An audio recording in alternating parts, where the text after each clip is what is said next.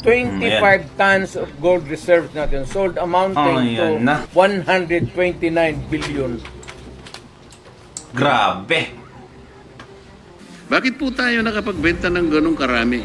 Ano po ang naging batayan, Mr. President?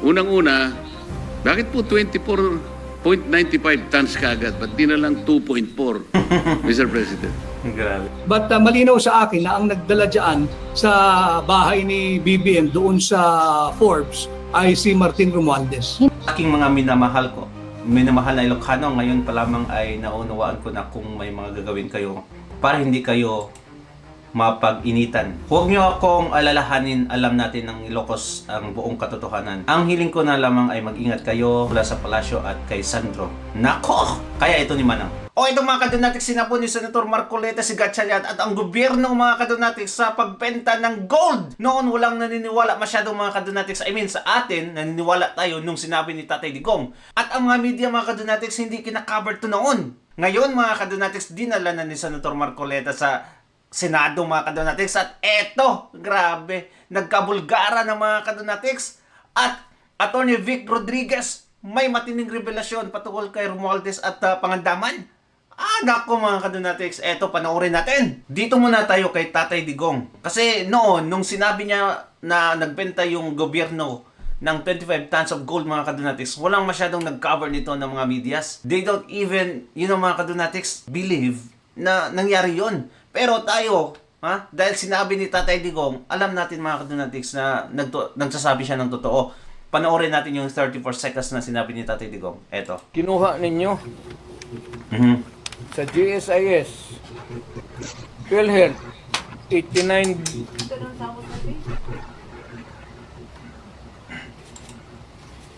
pinagbili nila. Saan itong pera? 25 tons of gold reserves natin sold amounting to 129 billion. Grabe. Hindi makapaniwala si Tatay Digong no?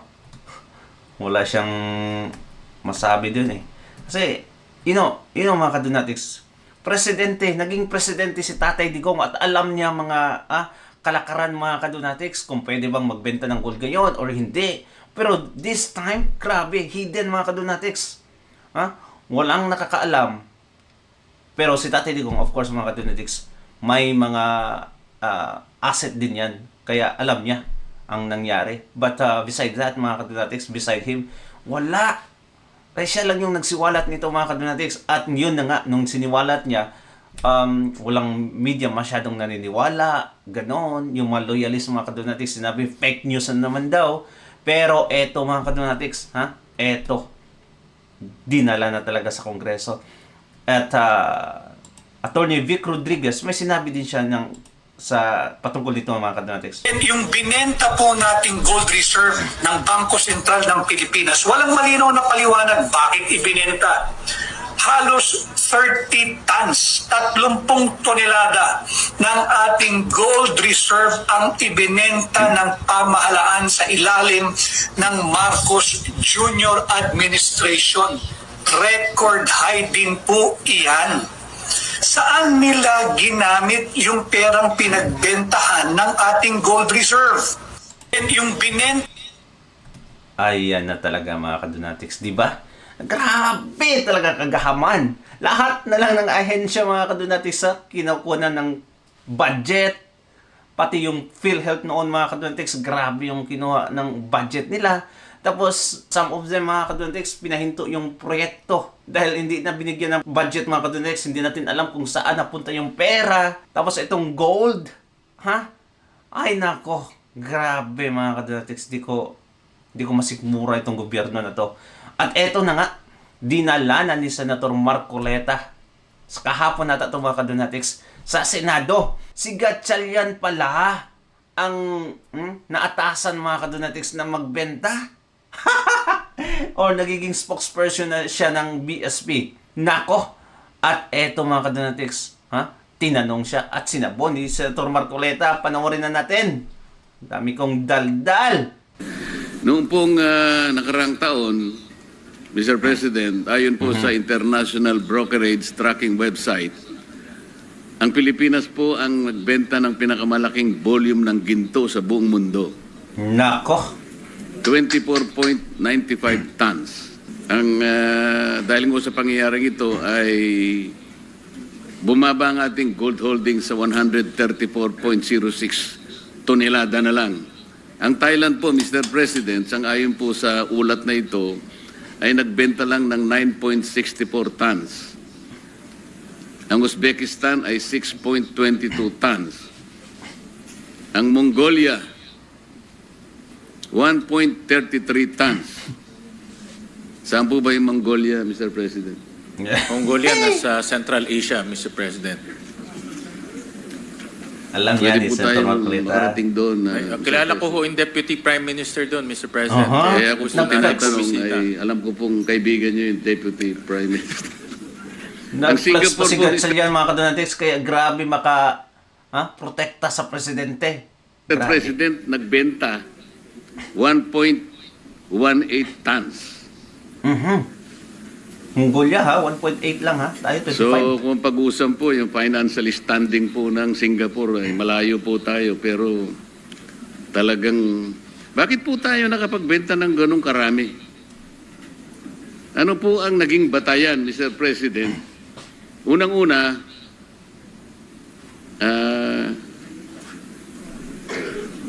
bakit po 24.95 tons kagad? Ba't di na lang 2.4? Mr. President. Grabe. At sa panahon nito mga kadonatics, mababa pa yung presyo ng gold. Talagang, takam na sila magbenta ng gold mga kadonatics. Ewan ko bakit. Ito, tinanong ni Senator Marcolita, alam niyo ba ang ginawa ni Gatchalian mga kadonatics? Hindi niya pala alam kung anong gagawin, kung anong sasagutin. So may nag-advise pa sa kanya mga kadonatics na galing ata to sa BSP. Ito,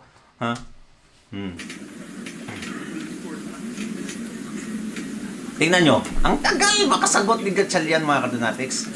Ikaw ang nataasan tapos di mo alam pala. Nakikipag-usap pa ako. Tingnan nyo mga kadonatics. Nakikipag-usap pa kung paano sagutin. Ganyan ang nangyayari mga kadonatics every time may tanong si Senator Marcolita.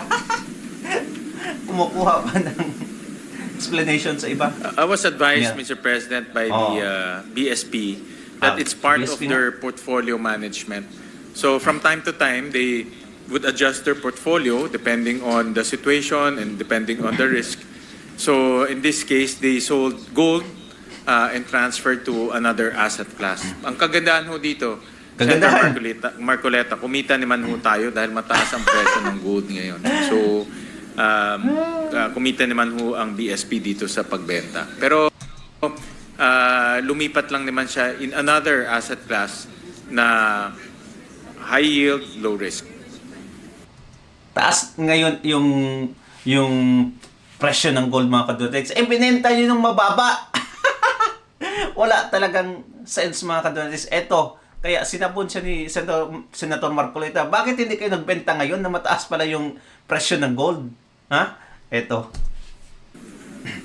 Pero, Mr. President, ngayon po, ang daming nagsasabi, kahit hindi po natin tingnan yung boiling cauldron, mas mataas po ang Ayan, di ba? presyo ng ginto ngayon eh. Bakit? Paano kumita ang mga kadonatics? Nagbenta sila ng bababa, tapos ngayon, tumaas yung gold. It means, lugi pa sila. Ay, dako, parang cryptocurrency lang yan mga kadonatics. You buy high, you sell low. Which is very, very different thing to do mga kadonatics, or dubious thing to do. Sa mga tuwid, kung halimbawa, nagbenta lang tayo ng konti, Di ba? at ngayon natin ibinuhos kung talagang kailangan natin pong magbenta, mas marami po tayong kinita siguro. Mr. President, di po kaya? Baka ang plano nila ngayon mga kadonatics, bumili ng gold kasi mataas yung presyo.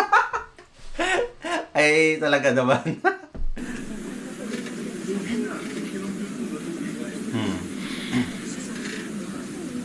Dapat buy low, sell high. Oh, wala, no? May nag-advise mo, oh, what the heck?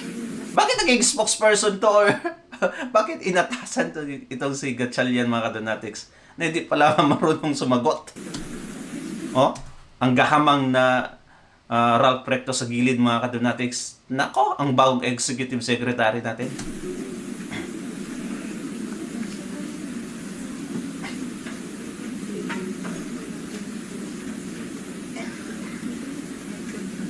So tama ho kayo na mas mataas ho yung presyo. Although, to be honest ho, mahirap rin ma-predict yung presyo. Minsan tumataas, minsan bumababa.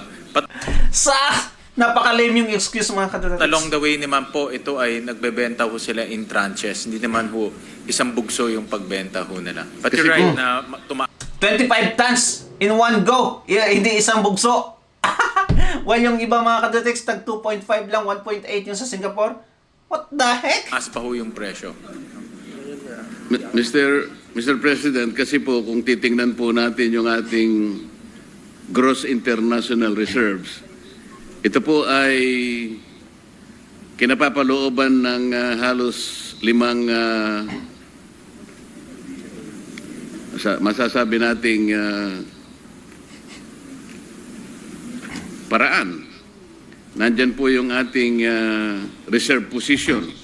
Kasama po ngayon ang pangalawa, yung ginto nga po. Yung ating special drawing rights, yung foreign investment, at saka yung foreign exchange. Kung titingnan po natin ang ating gross international reserves, Mr. President, ang laki po ng bahagi ng ginto eh. Dito po sa total nating GIR, Mr. President, $108 million. Ang representas po ng gold dyan halos $16.4 million.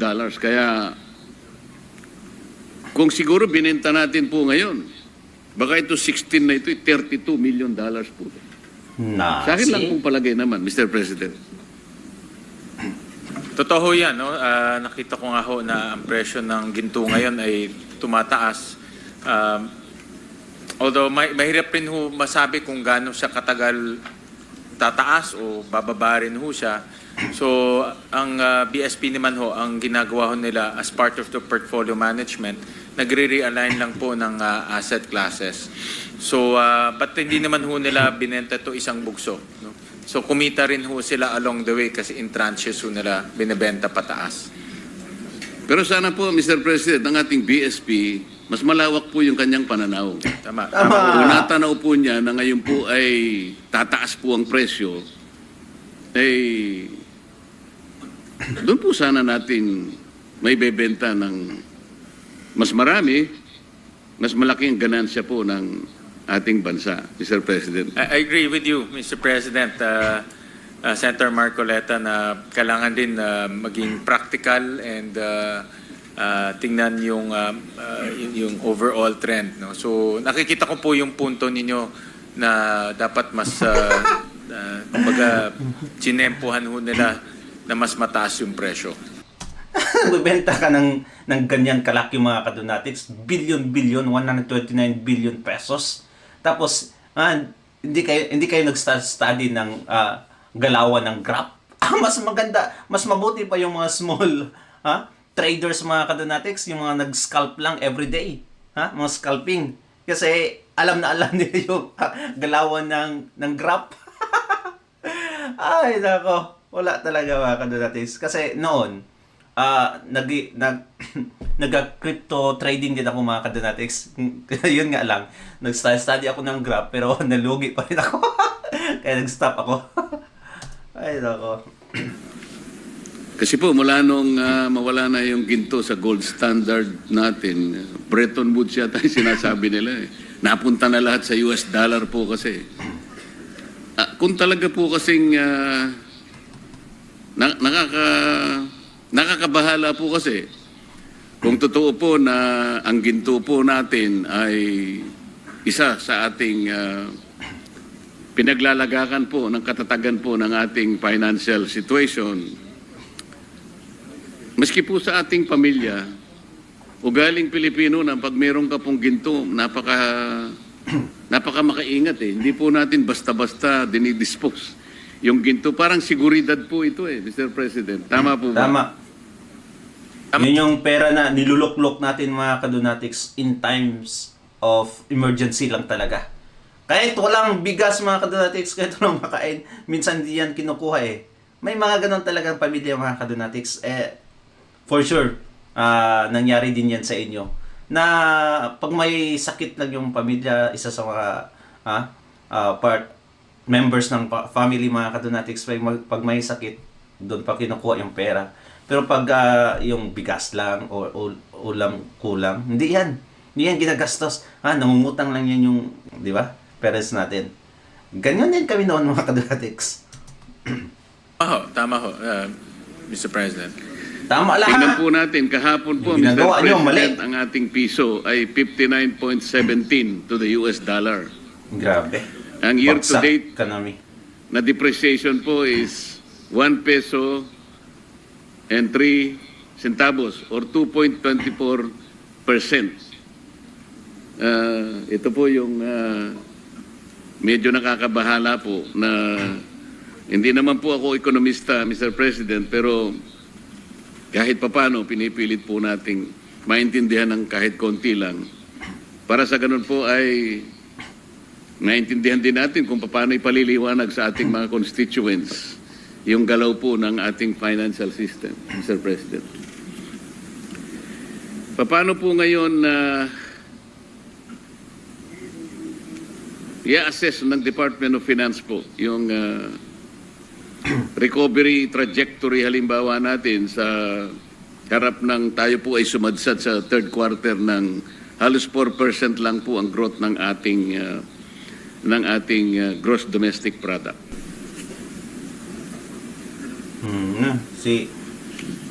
Ang gahaman na Ralph Recto na nagsasalita mga kadonatics, nag-advise pala. PSB mga kadonatics, kasula kayong mga eksperto sa graph. Buti na lang ngayon mga kadonatics, na may AI na nga eh. Na nagtitrade para sa'yo. Minsan yung graph mga kadonatics, Thank you, Mr. Yeah. screenshot mo lang yan. Tapos i-send mo yan sa ChatGPT. Alam niya yung gagawin niya. Mga nasa 60% yung winning rate mo. Sa cryptocurrency at ibang sa stocks ha. Yung value po naman sa table po last week. Noon mga kadonatics, munti ka na akong mag-millionaire in one night lang. Hindi ko binili yung coin na yun. Kung binili ko, nako, wala na, millionaire na ako mga kadonatics. Grabe talaga yun. Like, this is outside the topic. I was about to press the button mga kadonatics para buy. Sabi ko, nako, hintay mo na ako ng saglit. Kasi nakikita ko nang tumataas yung graph mga kadonatics eh. Pataas, naga-bullish na talaga, green na, pag ganun. Sabi ko, baka bababa to, baka diretso, baka makasama ako sa FOMO, fear of missing out mga kadonatics. So, habang naghihintay ako, that was 10 p.m. 10 p.m. mga kadonatics. Habang naghihintay ako, I had like $300.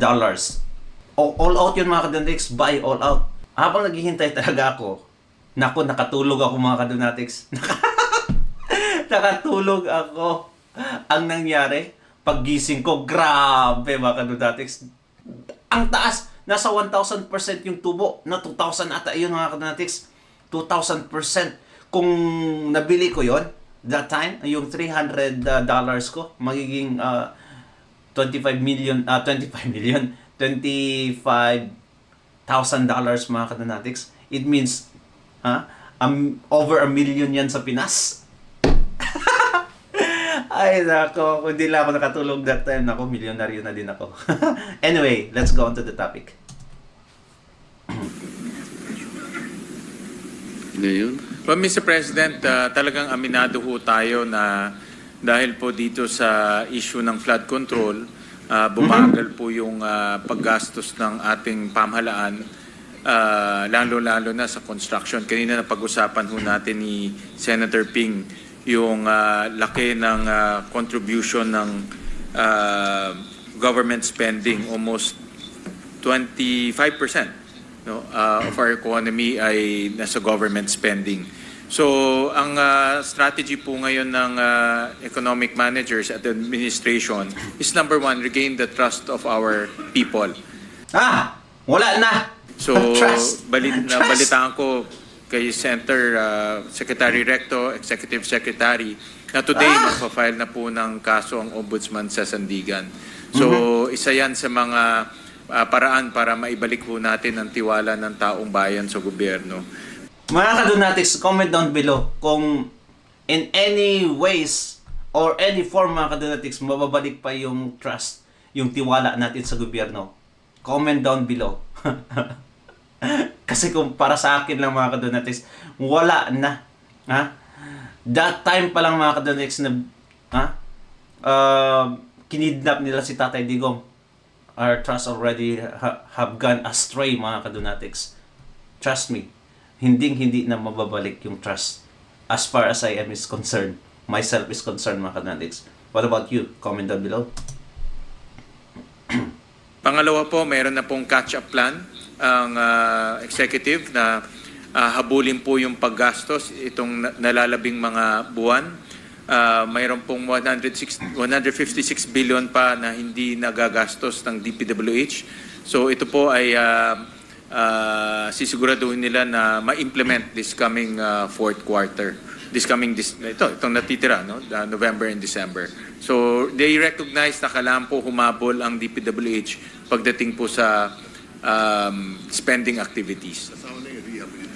Mr. President, ang ibig niyo sabihin, pagkaraan naman tayo po ay makapag-file ng mga charges kung sino man po yung mga may kasalanan dito. Dagli-dagli po bang magkakaroon kagad ng tiwala yung mga namumuhunan, yung mga investors? At mga ilang araw po mula doon ay babalik na po lahat yung mga investments? Ganun po ba ang Hindi naman ho, gusto natin iparating? hindi naman, Senator Marcoleta. Ano ito, confidence building? It will take time. Pero importante po yung action na ginagawa po ng ating pamahalaan. At tayo lahat, actually, bilang public servants. No? So, importante po yung action na ginagawa ho natin. Dahil kung wala ho tayong gagawin, wala talagang confidence building, wala hong kumpiyansang babalik. So, dapat ho maraming, mga ganito ay ginagawa po at dahan-dahan po para eventually bumalik po ang tiwala ng taong bayan. So, sa tingin nyo mga kadonatics, babalik pa kaya? 100% hindi na babalik mga kadonatics. Kung, unless, hindi bababa si Marcos Jr. Yan na lang talaga mga kadonatics. Unless bababa si Marcos Jr. mga kadonatics, our trust will never be the same again. Yan lang. Kung may ginawa talaga, kung concern yung gobyerno sa trust ng mga tao, mga kadonatics, the only thing the government has to do, mga kadonatics, is for Marcos Sr. to step down. Yan na lang talaga yung natitira, mga kadonatics. And for sure, if Inday Sara Duterte will take or assume the office, mga kadonatics, may magandang mangyayari. Trust me, she will try to do her best, everything she could, mga kadonatics, para mapaganda yung Pilipinas. Anyway, last na to mga kadonatics, Attorney Vic Rodriguez, may matinding isiniwalat at eto mga kadonatics, panoorin natin. Back to when it all began. We know no? that the former DBM secretary was one of the OGs in this cabinet, was appointed by the president. You were still there at that time. Who was responsible in pushing that the former DBM secretary, Mina Pangandaman, be given the DBM portfolio? Si Martin Romualdez. And how did he do that? Abay, dala nila sa bahay ni BBM yan eh. At yan nga daw ang magiging DBM secretary. Hindi ko kilala yan. And what was being said during that time as to why she should have that portfolio? Well, apparently, marunong daw sa proseso ng gobyerno, marunong naman talaga. Sumobra nga lang ang dunong, hindi ginamit sa tama. At qualified naman, etc. Di okay naman. I am just the executive secretary, the glorified secretary to the president. Yun lang naman ang papel ng executive secretary. So pag nagdesisyon ng presidente, itong ating DBM, di yan ang ating DBM. But malinaw sa akin na ang nagdala dyan sa bahay ni BBM doon sa Forbes ay si Martin Romualdez. Nako, paano yan? Paano yan mga kadonatics? At may emergency meeting pa pala yung Ilocos Norte ngayon mga kadonatics. Nako, ano kayang mangyayari? Oh, this is exciting. Oh, yan oh. May si Amy Marcos. Anong sabi niya dito? Basahin lang natin ng mabilisan mga kadonatics. Sa aking mga minamahal na Ilocano, ngayon pa lamang ay naunawaan ko na kung may mga gagawin kayo para hindi kayo mapag-initan. Huwag niyo akong alalahanin, alam natin ng Ilocos ang buong katotohanan. See? Ang hiling ko na lamang ay mag-ingat kayo, pangalagaan niyo ang inyong sarili at nasa sakupan mula sa palasyo at kay Sandro. Nako! Kaya ito ni Manang. Ayatek nga. Okay, it's Ilocano. To all members in Ilocos Norte Chapter, subject notice of emergency meeting, you are hereby urgently requested to attend an emergency meeting of the LMP Ilocos Norte Chapter scheduled as follows. Okay, date November 19, 2025, Wednesday, today, mga kadonats, 3 p.m. may emergency meeting yung Ilocos Norte, chapter, ano ba yan? The venue, Bacara Municipal Hall. Your immediate presence and full participation are critically important. We will be addressing highly urgent matters. Ano kaya yung highly urgent matters? Saan yun? That require the unified and prompt action of all member mayors. Strictly no proxies, 100% attendance is expected and greatly appreciated. Thank you for giving this matter your highest priority. Oh no, what's going to happen in Ilocos right now, mga kadonatics? Yan yung nakasaad, mga kadonatics. Akala ko nakita sa screen, half lang pala. Well, you can post and read that, mga kadonatics. What do you think? Comment down below and don't forget to subscribe and like this video, mga kadonatics. God bless you. Ingat palagi.